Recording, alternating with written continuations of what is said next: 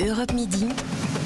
Romain Desarbres. Il est 1h moins le quart, notre vendredi thématique sur Europe 1. Dans quel état est notre système de santé? On en parle avec vous au 39-21 et avec Patrick Chamboredon, président de l'Ordre national des infirmiers, et avec Franck de Wilder, président de la Confédération des syndicats médicaux français. Bonjour à tous les deux, merci d'être avec nous dans Europe Midi. J'ai une question à vous poser à tous les deux. On va peut-être commencer avec le docteur de Wilder. Comment vous qualifieriez notre système de santé? Dans quel état est-il? Le pronostic vital est-il engagé ou pas pour notre système de santé en France? Bonjour et merci pour votre invitation. Le pronostic vital n'est pas engagé, mais le patient est malade, est sérieusement malade.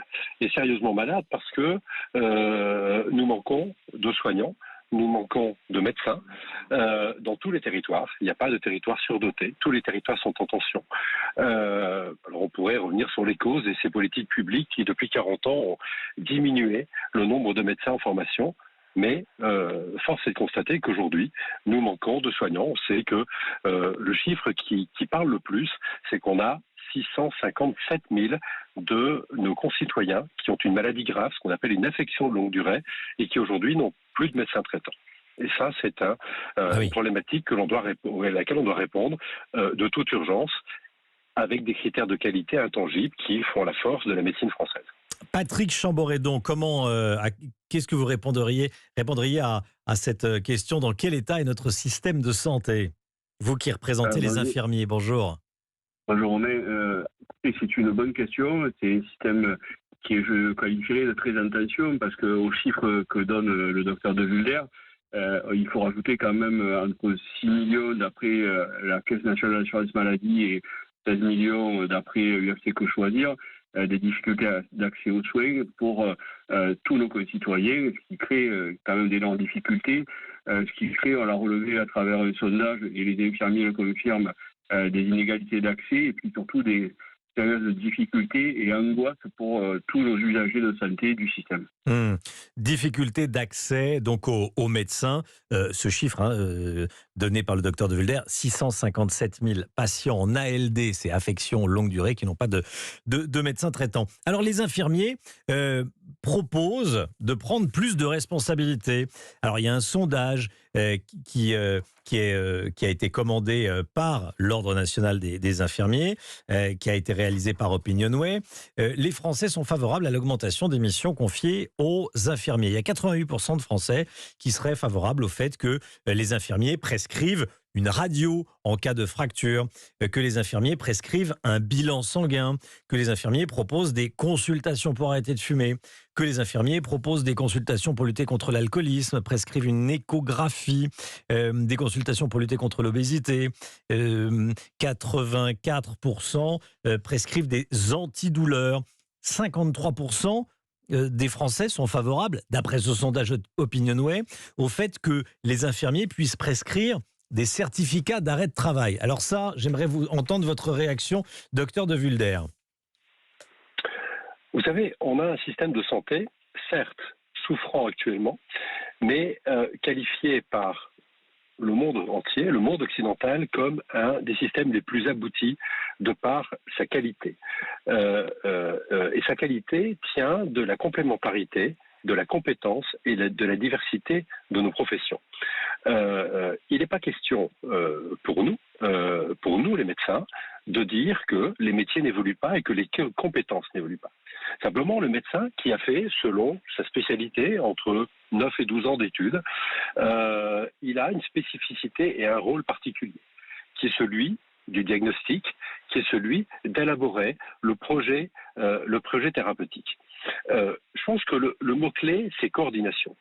Si dans un territoire donné, dans le cadre d'un exercice et de façon protocolisée, on donne évidemment en lien avec les professionnels de santé du territoire, médecins, infirmiers, pharmaciens, parce que ça ne concerne pas que médecins infirmiers, kinésithérapeutes, orthophonistes, un champ d'action qui nécessite et la formation et les compétences, mais qui nécessite que la qualité de prise en charge soit assurée. Why not? Et au contraire, il faut y aller, parce que c'est un des moyens de répondre à la problématique d'accès aux soins. Si en revanche, d'un simple claquement de doigts, d'un simple décret, on pense que l'on va brutalement acquérir une compétence qui n'a pas été enseignée sur les bancs de l'école d'infirmière, on va se retrouver dans un système avec deux niveaux. Ceux de nos concitoyens qui vont avoir leur médecin, puis ceux de nos concitoyens qui n'auront pas leur médecin. Je pense qu'il y a une complémentarité à avoir et tenir compte de l'évolution du périmètre de nos métiers, mais pas tout déréguler au risque de baisser en qualité. Patrick Chamboredon, vous entendez ce que dit oui, pourquoi pas, oui à la complémentarité, mais non, les infirmiers ne sont pas des médecins. Mais j'ai jamais revendiqué d'être un médecin. On n'est plus dans des écoles d'infirmiers, mais dans des instituts de formation qui relèvent de l'université maintenant. Je m'inscris en faux sur ce que dit le docteur De Vulder sur la question des compétences. Les enseignements et les évolutions que vous notez dans le sondage Opinion-Loué, qui recueille quand même l'adhésion de 90% des Français, sont des actes qui sont tout à fait enseignés pour 80% dans ce qu'est notre formation initiale. Et pour les 20% sur lesquels on voudrait aller plus loin, ce sont des articles 1051 d'une loi de 2009 qui n'ont jamais été rentrés dans le cadre réglementaire de la profession d'infirmier. Donc je pense que la compétence, elle est acquise et distribuée par l'université, pas par un corps professionnel, et qu'à partir de là, les infirmiers font déjà beaucoup de choses à la fois dans les services et à la fois en ville. Ils nous l'ont déclaré très clairement lors des consultations qu'on mène, à laquelle on a 80 000 réponses, généralement en 48 heures, de nos professionnels. Nos professionnels sont 650 000 sur les territoires en France, sont présents, ont la volonté d'aller plus loin pour prendre en charge plus de patients, pour faciliter l'accès aux soins. Et je ne parle pas que des infirmiers, puisque les pharmaciens sont également concernés, les kinés sont également concernés. Ce sont des textes que nous attendons, qui ne sont toujours pas sortis, et qui permettraient de prendre en charge, d'après la CNAM, 6 millions de Français qui n'ont pas de médecin traitant. On ne parle pas des patients qu'en ALD, on parle des gens qui sont éloignés du système. Et UFC Que Choisir parle de 16 millions. Donc on n'est pas en train de simplement vouloir prendre des gens qui sont déjà diagnostiqués et de permettre à des gens de rentrer dans le système pour être pris en charge dans un exercice coordonné. Beaucoup d'appels au 39 21. Céline, médecin généraliste à Anguin-les-Bains, qui dit « Je fais partie du mouvement Médecins pour demain ». C'est un collectif apolitique qui réunit plus de 13 500 personnes sur un groupe Facebook. Il nous permet d'échanger nos témoignages sur la dure réalité du métier.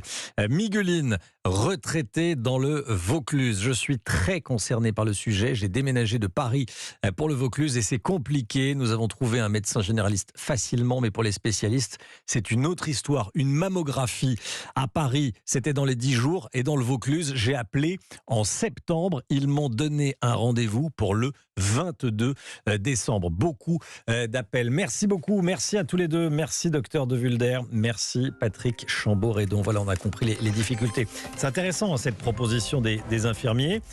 Et il y a eu cette précision du docteur de Vulder. Voilà, le débat va continuer sur Europe 1, vendredi thématique.